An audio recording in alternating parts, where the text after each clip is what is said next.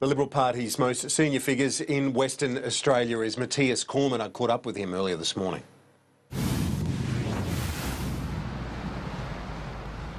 Well, Western Australia has been responsible for much of the national economic growth for most of the past decade, but right now, with what's been happening to global prices for our key commodity exports like iron ore, what's been happening with the global economy more generally, Western Australia is very much on the forefront of our national economy in transition, and that is why in Western Australia it is very important that we implement our national economic plan for jobs and growth, and that is of course the message that the Prime Minister will be taking to Western Australia today. But we even saw Mike Nahan, the Treasurer, last week as he announced the horror numbers in the budget that people should consider voting for Dio Wang of the Palmer United Party. This is a Liberal Treasurer urging a vote for a crossbencher because he's arguing for a greater share of GST for the state.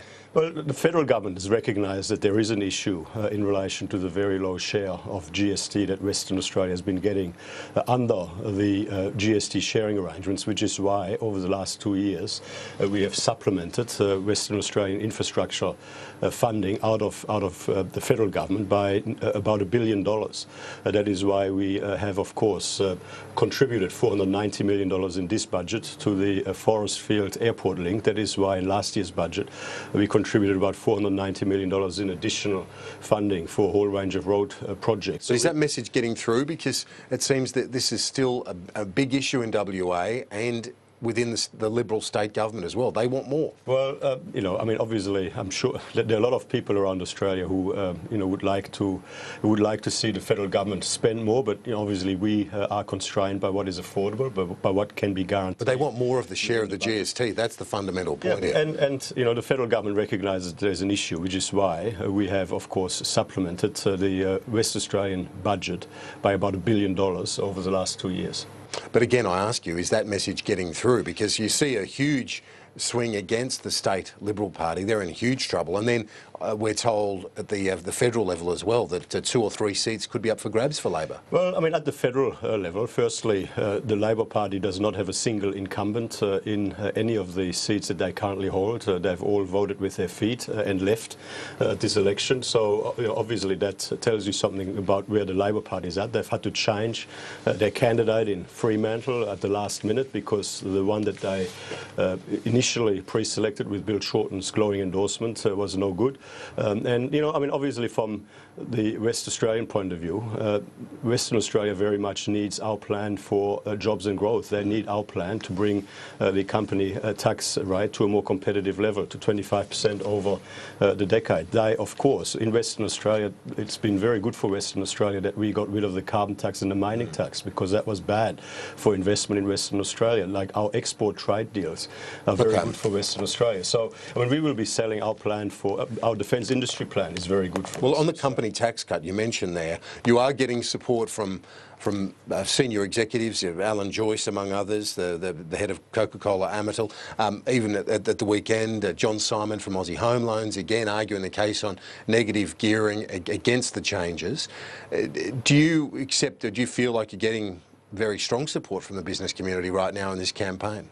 Well, a more competitive business tax rate is very important for jobs and growth. It'll help us attract more investment, it'll help us boost productivity, it'll help us increase the size of the economy, create more jobs over time, increase real wages, and of course over time also increase revenue for government, which means that the services and benefits provided by government are on a more sustainable and affordable foundation for the future. It's also going to cost a lot of money, which could be spent elsewhere on jobs and on education and health particularly. It will help us grow the economy permanently. It will increase the size of the economy permanently by more than 1%, which will increase revenue for government, which will then be able to be reinvested in schools, in hospitals, in roads.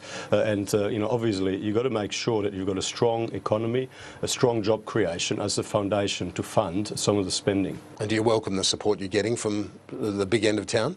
Well, we're getting support from small and medium-sized businesses, and we're getting support from bigger businesses. I mean, you know, obviously, the private sector employs most Australians, and what we're doing with a more competitive company tax rate, getting us back to the middle of the pack of OECD countries, is secure jobs for people across Australia. Now, the Greens quoted in the Australian today about their demands in the event of a hung parliament. Now, Labor has, and Mr Shorten has ruled out doing a deal with the Greens. So isn't this essentially gratuitous demands from the Greens in the event of a hung parliament, because Shorten said he won't be doing any deals anyway?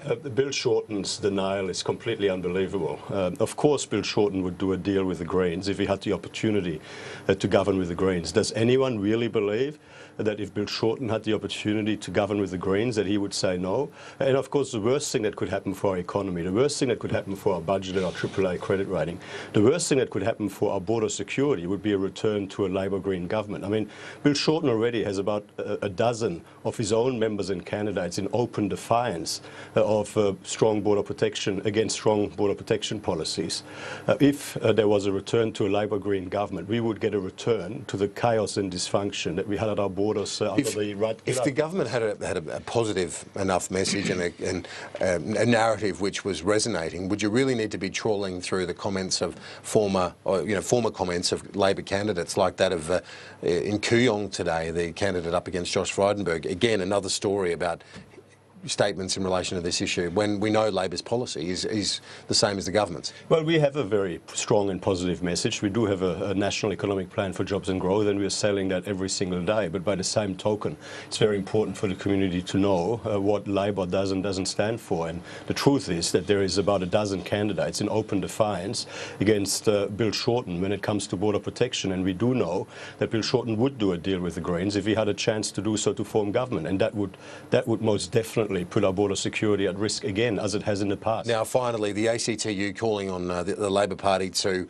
protect take-home pay of workers if the Fair Work Commission did decide to cut penalty rates, either through legislation or whatever means. Do you accept that that is a concern, the issue of penalty rates and the prospect of them being reduced for many workers? Well, the coalition has said that we will accept the judgment of the independent umpire, which was set by Labor up as the independent umpire, and that is the Fair Work Commission. And Bill Shorten recently, after playing a lot of politics on this point, came out to say that he too would accept the judgment of the independent umpire. So there is a bipartisan policy position on this. It'll be interesting to see whether Bill Shorten is strong enough to stand up for it. Senator Cormann, the Coalition spokesman and the Finance Minister, appreciate your time. Thank you. Always good to talk to you.